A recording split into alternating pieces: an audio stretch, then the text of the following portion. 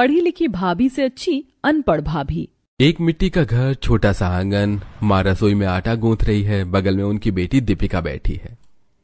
Mummy देखना, मेरे भैया के लिए कोई अच्छी सी भाभी लाना, लेकिन ज्यादा पढ़ी लिखी ना हो। आजकल की लड़कियां किताबों में ही खोई रहती है, रसोई में तो टिकती नहीं, बस आसमान पर ही उड़ती रहती हैं।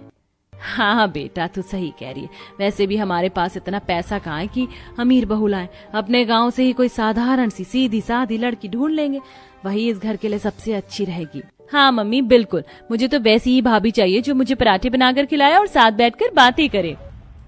दोनों मुस्कुराती हैं। दूसरी ओर अमीर घर में आलीशान ड्राइंग रूम, बड़ी सोफा सेट और माँ बेटी बैठी हैं। बेटी प्रियंका किताब पढ़ते हुए माँ से बात करती है। माँ देखना, मेरे भैया के लिए एक पढ़ी लिखी लड़की लाना, ताकि मेरी और मेरी भाभी की वाइब मैच हो। अगर कोई अनपढ़ गंवार लड़की आ गई ना तो देख लेना, इस घर में रोज कलेश ही रहेगा। हाँ बेटा, तू सही कह रही है। वैसे भी आजकल की लड़कियां रसोई में तो शोभा नहीं देती, नौकरी पर जाए तो ज्यादा अच्छी लगती है। मैं तेरे भैया के लिए एक बढ़िया पढ़ी लिखी बहू ढूंढ कर ही लाऊंगी। बस माँ, फिर तो मजा आ जाएगा। हमारी भाभी भी मॉडर्न होगी और हमारी तरह सोचेगी। दोनों परिवारों में अलग अलग शादी का माहौल, ढोलक, बैंड बाजा, रिश्तेदारों की भीड़। गरीब परिवार के बेटे की शादी हो जाती है। नेहा अनपढ़ लेकिन सीधी सादी मुस्कुराती हुई बहू साड़ी पहनकर घर की चौखट पर प्रवेश करती है। अरे वाह भाभी, आप तो बिल्कुल वैसी हो जैसी मैं चाहती थी। कितनी प्यारी और सादगी से भरी हुई। अब तो हमारा घर भी खुशियों से भर जाएगा। अरे तुम भी कितनी प्यारी हो, अब से मैं तुम्हें अपनी छोटी बहन मानूंगी।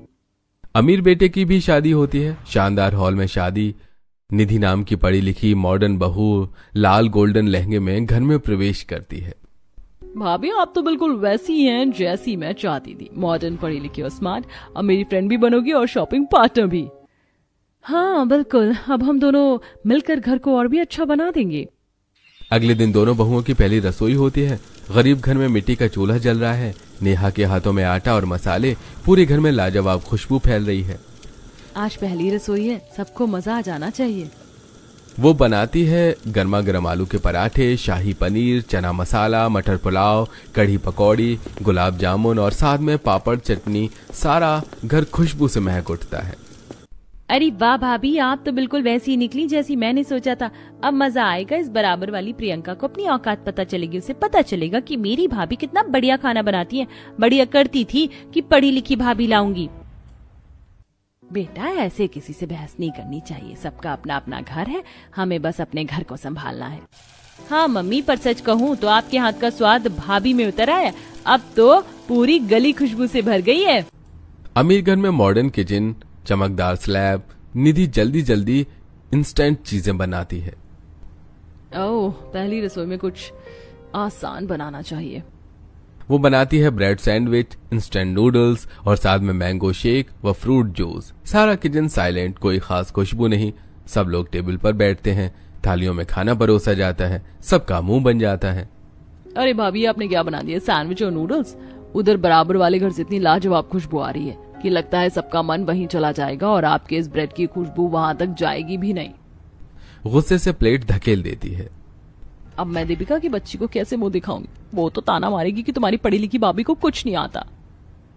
दीदी, इसमें बुरा मानने वाली क्या बात है? हर किसी की अपनी ताकत होती है। मैं पढ़ाई में अच्छी हूँ, कामकाज थोड़ा कम समझती हूँ, धीरे धीरे खाना बनाना भी सीख जाऊंगी। हाँ, आपको किसी को नीचा दिखाने की जरूरत नहीं है। हाँ, सब अपने अपने घर में सही है, लेकिन हमारी इज्जत का क्या? ये कहकर गुस्से में वहां से उठकर चली जाती है। निधि चुपचाप थाली समेटने लगती है। अमीर नंद प्रियंका अपने कमरे में गुस्से में बैठी होती है।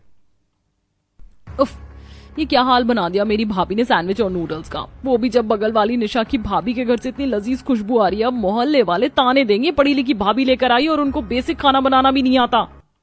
तभी उसकी भाभी निधि दरवाजा खटखटाकर अंदर आती है और मुस्कुराते हुए, दीदी गुस्सा मत होइए, हर किसी की आदत अलग होती है। आपको मेरे हाथ का खाना पसंद नहीं आया तो कोई बात नहीं, क्यों ना आज शाम को हम दोनों शॉपिंग पर चलते, आपके लिए ड्रेस और गहने ले लेते।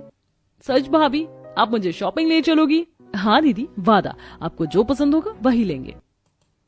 प्रियंका का चेहरा खिल उठता है। अमीर भाभी और नंद बड़ी बड़ी गाड़ी से शॉपिंग पर जा रही हैं। दोनों हंसते बोलते हुए कार में बैठी हैं। वाह भाभी, आप तो कमाल हैं। मुझे तो लग रहा था कि आप नई नई इस घर में आई हो, आप तो सही से बात भी नहीं करोगी। दीदी, आपके साथ वक्त बिताकर अच्छा लगता है। कार निकल पड़ती है। दूसरी ओर गरीब भाभी नेहा घर के बाहर चौखट पर बैठकर सब्जियां काट रही है। गरीब नंद दीपिका वहीं पास में बैठी है। तभी तेज हॉर्न बजाते हुए अमीर परिवार की कार वहां से गुजरती है और अचानक वहीं रुक जाती है। अरे दीपिका, मजा आ रहा है ना? देख, मेरी नई भाभी तो मुझे आते शॉपिंग पर ले जा रही है और तेरी भाभी क्या करी, तुझसे सब्जियां कटवा रही है। अमीर बहू निधि हल्की हंसी में साथ दे देखती है। दोनों कार से हंसते हुए निकल जाती हैं। दीपिका चुपचाप वहीं बैठी रह जाती है। उसकी आंखों में गुस्सा होता है। भाभी नेहा उसकी ओर देखती है। ये प्रिया पागल कोई मौका नहीं छोड़ती मुझे नीचा दिखाने का। अगर इसकी भाभी अच्छी है तो मेरी भाभी भी बहुत अच्छी है। आज नहीं तो कल सबको दिखा दूंगी कि राधा भाभी किसी से कम नहीं है। अगले दिन दोनों बहू का मुंह दिखाई का प्रोग्राम होता है। सुबह से ही गरीब बहू रसोई में लगी हुई है। वो पूरी, कचौड़ी, आलू की सब्जी, पनीर बटर मसाला, वेज बिरयानी, दही भल्ले, गुलाब जामुन और रसगुल्ले बनाकर थाली में सजाती है। घर में चारों तरफ पकवानों की खुशबू फैल जाती है। वाह बहू, तुमने तो पूरा दावत का इंतजाम कर दिया। ऐसा लगता है हाथों में जादू है। तभी आस पड़ोस की औरतें आती हैं। बहू को सज धज कर बैठा देखती हैं और उसके हाथ का खाना चखती हैं। अरे वाह, तेरी बहू तो भले ही गरीब घर से आई है, पर इसके हाथ का स्वाद तो लाजवाब है। बिल्कुल उंगलियां चाटते रह गए हैं। इसके हाथ में तो सचमुच जादू है। जादू, तेरे घर की तो किस्मत बदल जाएगी बहन। सभी उसकी तारीफ करते करते सास से विदा लेने लगती हैं। चलो बहन, अब हम पड़ोस में भी चलते हैं। वहाँ भी तो नई बहू की मुंह दिखाई है। हाँ आंटी जी, वहाँ जरूर बताइएगा कि मेरी भाभी के हाथ का स्वाद कैसा है। अब वही औरतें अमीर घर पहुंचती हैं। अमीर बहू सोफे पर सजी धजी बैठी है। टेबल पर उसने sandwich, patties, pasta, instant noodles और मैंगो शेक सजा कर रखे हैं। औरतें खाना चखना शुरू करती हैं। ये कैसा खाना है बहन? ये तो अंग्रेजों का खाना है। हाँ, बराबर वाले घर की बहू ने तो इतना बढ़िया खाना बनाया था कि हम सब उंगलियां चाटते रह गए। उसके हाथ का स्वाद सच में जादुई है। ये सुनकर अमीर नंद का चेहरा उतर जाता है। तो आंटी जी, आप वहीं चली जाइए। हमारे घर क्यों आई हैं? हम पढ़ी लिखी बहू लाए, कोई रसोई सजाने की शो पीस नहीं। सारी औरतें एक दूसरे को देखकर मुंह बना लेती हैं और वहां से उठ जाती हैं। अमीर नंद गुस्से से कमरे में जाकर बड़बड़ाने लगती है। हाय राम, पढ़ी लिखी भाभी भी तो ले आए, लेकिन इन्हें तो रसोई में कुछ आता ही नहीं है। हर वक्त बस उबला हुआ और ब्रेड पास्ता ही खिलाती रहती है। उधर दीपिका मजे से ताना मार रही होगी। सारा कॉलेज कैंपस गार्डन में बच्चे बैठे हैं। इधर अमीर नंद अपने फ्रेंड्स ग्रुप के साथ खड़ी है, हाथ में स्टाइलिश लंच बॉक्स लिए हुए। देखो दोस्तों, मेरी भाभी कितनी मॉडर्न है, बहुत पढ़ी लिखी है और सबसे बड़ी बात हेल्थ कॉन्शियस है। वो हमें हमेशा न्यूट्रिशियस खाना देती हैं। आज भी देखो कितना क्लासिक लंच पैक किया मेरे लिए। तभी गरीब नंद नेहा वहां पर आ जाती है और उसके दोस्तों के सामने कहती है, दोस्तों तुम्हें पता है आज इसकी भाभी ने इसे लंच में क्या दिया है? सूखा ब्रेड, वो भी जैम लगाकर। अरे वाह, लंच में सिर्फ ब्रेड जैम? ये तो नर्सरी क्लास के बच्चों को देते हैं यार। तेरी भाभी कितनी भी अमीर और पढ़ी लिखी हो, पर भाई कुकिंग स्किल्स तो जीरो है। लंच में सूखी ब्रेड कौन देता है? गरीब नंद हाथ में अपना स्टील का टिफिन बॉक्स लेकर खड़ी हंसती है और मुस्कुराते हुए बीच में बोलती है, और दोस्तों पता है आज मेरी भाभी ने मुझे क्या दिया लंच में? पालक पनीर की सब्जी और गर्मा गर्म पनीर के पराठे। गरीब नंद टिफिन खोलती है, भाप उठती है और खुशबू चारों तरफ फैल जाती है। दोस्त तुरंत खींचे चले आते हैं। ओए होए, ये तो गजब खुशबू है, जरा हमें भी टेस्ट कराओ ना। दोस्त एक एक करके पराठे और सब्जी खाते हैं। सबके चेहरे पर खुशी आ जाती है। वाह क्या स्वाद है, सच में तुम्हारी भाभी के हाथों में तो जादू है। भाई आगे से रोज तेरी भाभी से लंच बनवा कर लाना, हम सब तेरे साथ खाएंगे। सारे दोस्त गरीब नंद के आसपास बैठकर उसका टिफिन खाने लगते हैं। अमीर नंद थोड़ी दूर खड़ी होकर गुस्से में बड़बड़ा रही होती है। भगवान, पता नहीं मेरी पढ़ी लिखी भाभी किस काम की है। हर जगह मुझे नीचा दिखा देती है। मेरे सारे दोस्त भी है अब गरीबों वाली के लंच के पीछे चले गए। इधर गरीब नंद दोस्तों को पराठे सर्व करती हुई हंसते हुए कहती है, हाँ हाँ बिल्कुल, रोज मेरी भाभी से बनवा कर लाऊंगी, तुम सब मेरे साथ मिलकर खाना। गरीब बहू आटे की लोई बेल रही होती है, बगल में सब्जी चढ़ी होती है और तवे पर रोटियां सिक रही होती हैं। पसीना उसके माथे से टपक रहा होता है। वो धीरे धीरे अपने मन की बात सोचती है। ये पड़ोस वाली अमीर बहू कितनी सही है, पढ़ी लिखी है, जॉब करती है, जब मन हुआ खाना बना लेती है, नहीं तो बाहर से ऑर्डर कर लेती है। और मैं दिन रात बस रसोई में ही पिसती रहती हूँ। अगर मैं अभी पढ़ी लिखी होती तो आज जॉब करती, अपने सपनों को पूरा करती, लेकिन किस्मत ही खराब है। अनपढ़ बहू हूँ ना बोलना आता है सही से, ना ही अपना हक जताना, बस खामोश रहना पड़ता है। गरीब बहू चुपचाप रोटियां सेकती रहती है। उसकी आंखें हल्की सी नम हो जाती हैं। दूसरी ओर दरवाजा खुलता है। अमीर बहू ऑफिस से लौटकर अंदर आती है, बैग रखती है और पानी पीती है। तभी सास और नंद किचन में खड़ी खड़ी आवाज लगाती हैं। बेटा जरा खाना बना दे, सब भूख से परेशान बैठे हैं। जी मम्मी जी मैं बना दूंगी, बस अभी अभी ऑफिस से आई हूँ, 10 मिनट बैठकर थोड़ी सांस ले लूं, फिर किचन में आ जाती हूँ। देखा, बराबर वालों की बहू तो पूरे दिन रसोई में खड़ी रहती है। और इसे देख लो, हमने एक टाइम का खाना कह दिया तो कहने लगी कि थक गई हूँ, ऑफिस से आई हूँ। इसके बहाने कभी खत्म नहीं होते। हाँ मम्मी बिल्कुल सही बोल रही हो, कोई बहू ऐसे भी घर चलाती है, आराम चाहिए तो फिर शादी क्यों की। अमीर बहू चिढ़ जाती है लेकिन आवाज धीमी रखती है। मम्मी जी मैंने आपको मना तो नहीं किया खाना बनाने से, मैं बस इतना कह रही हूँ कि जरा 10 मिनट का टाइम दे दीजिए, थोड़ा थक गई हूँ, आराम करते ही ठीक से खाना बना दूंगी। लेकिन सास और नंद दोनों मुंह बनाते हुए वहां से चली जाती है। अमीर बहू वहीं खड़ी रह जाती है, मनी मन सोचती है, पढ़ाई लिखाई और जॉब का क्या फायदा अगर घर वाले हमारी मेहनत और थकान को समझ ही ना पाए। एक बड़ी सी कपड़ों और किराने की दुकान। अमीर नंद और गरीब नंद इत्तेफाक से एक ही जगह खड़ी हो जाती हैं। दोनों के हाथों में लिस्ट होती है। अरे वाह, देखो तो अमीर लोगों की शान और शौकत, लेकिन भाभी के हाथ का खाना तो बिल्कुल फीका होता है। मेरी भाभी तो पूरे मोहल्ले की तारीफ पाती है अपने खाने से। ओहो, ये मत भूलो कि मेरी भाभी पढ़ी लिखी और स्मार्ट है। खाना बनाना ही सब कुछ नहीं होता जिंदगी में, और भी हुनर चाहिए। हुनर? जब घर का ही खाना अच्छा ना बने तो बाकी हुनर किस काम का। मेरी भाभी का बनाया पराठा खाकर तो लोग उंगलियां चाटते हैं, और मेरी भाभी का पास्ता खाकर लोग कहते हैं वाओ, इंग्लिश स्टाइल। दोनों आपस में तेज तेज बहस करने लगती हैं। दुकान वाले और कुछ लोग खड़े होकर तमाशा देखने लगते हैं। तभी अमीर भाभी और गरीब भाभी बाजार में आ जाती हैं और अपनी नंदों को लड़ते हुए देखती हैं। बस करो तुम दोनों, क्यों हर वक्त हमें एक दूसरे से भिड़ाती रहती हो। आप सही कहती हैं, ये रोज रोज की खींचातान ठीक नहीं है। दोनों भाभियां थोड़ी दूर जाकर आपस में धीरे धीरे बात करती हैं। देखो बहन, तुम्हें अपने लिए भी कुछ करना चाहिए। मैंने सुना है कि तुम पूरे दिन रसोई में ही लगी रहती हो, लेकिन तुम्हारे भी कुछ सपने होंगे, उन्हें पूरा करना जरूरी है। रसोई में रहने से ही जिंदगी नहीं कटती।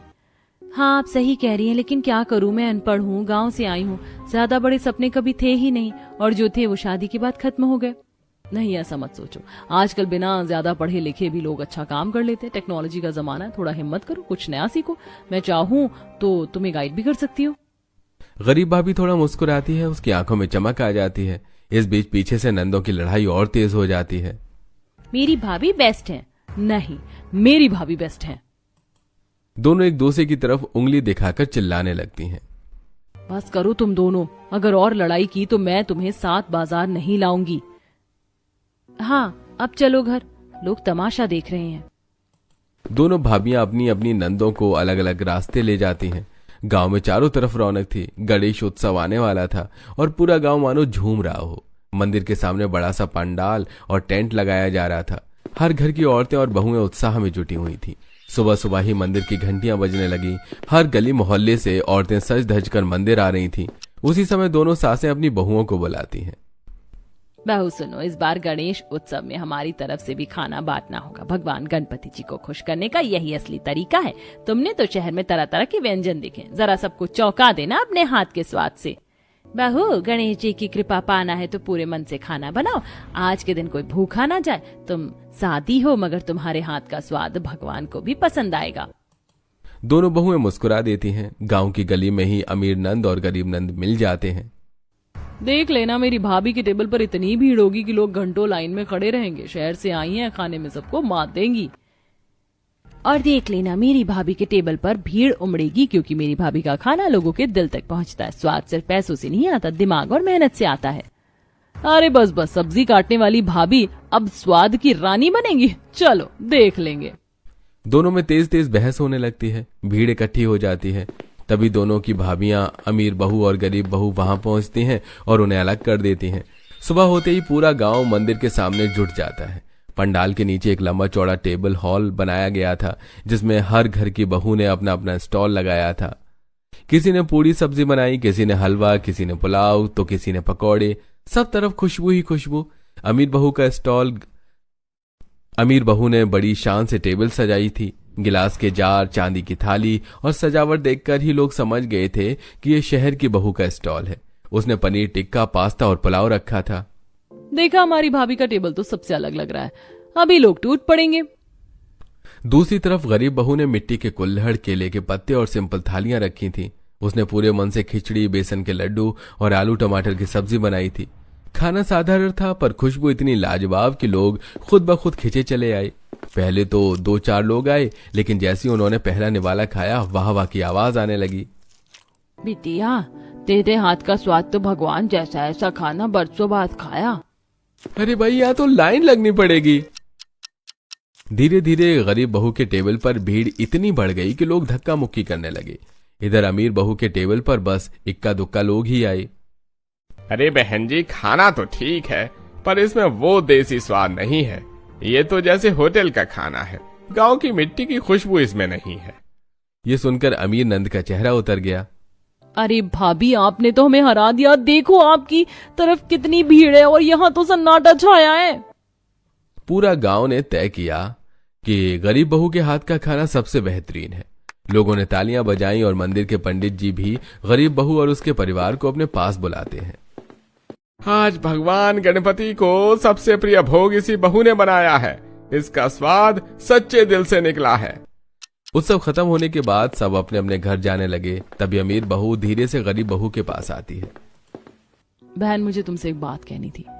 क्या तुम मुझे अपने जैसा अच्छा खाना बनाना सिखा सकती हो? मेरे परिवार वाले अक्सर तुम्हारे हाथ की खुशबू महसूस करते हैं। वो कहते तो नहीं, लेकिन मन ही मन चाहते हैं कि तुम्हारे जैसा खाना उन्हें भी मिले। बस उन्हें हिम्मत नहीं होती तुमसे मांगने की। गरीब बहू हैरान रह गई। उसने सोचा ये वही अमीर बहू है जो हमेशा उसे नीचे दिखाने का मौका नहीं छोड़ती थी। ठीक है बहन, मैं तुम्हें सिखा दूंगी, लेकिन बदले में तुम भी मुझे कुछ सिखाना। क्या? मुझे पढ़ना लिखना सिखा दो। मैं अनपढ़ हूँ ना। शादी के बाद तो सपने देखना भी छोड़ दिए। अगर तुम मुझे पढ़ा दोगी तो मेरा भी सपना पूरा हो जाएगा। और हाँ, साथ ही हेल्दी खाना भी सिखा देना ताकि मैं भी अपने परिवार की सेहत का ख्याल रख सकूं।